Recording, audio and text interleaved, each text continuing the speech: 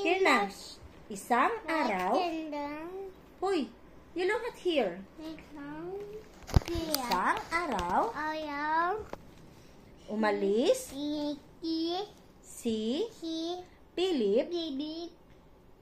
Kayo na ang bahala sa bahay.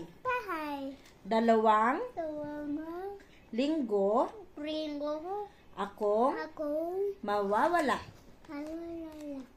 Bilin nito kina dog at cat. Philip left. Uy, ito muna.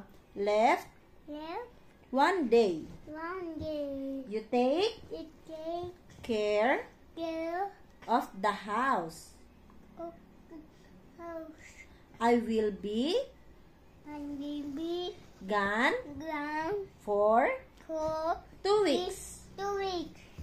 He instructed dog and cat.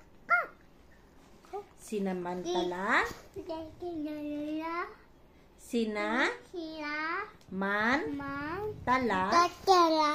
ni uy, dito muna. Ni cat, ni mouse. Ang pagkakataon.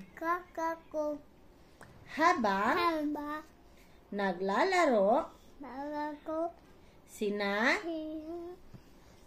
dog at cat ay sinira niya ang mga paboritong gamit ni Philip. Mouse took advantage of the situation while dog and cat were playing together. He named the things Philip loves most.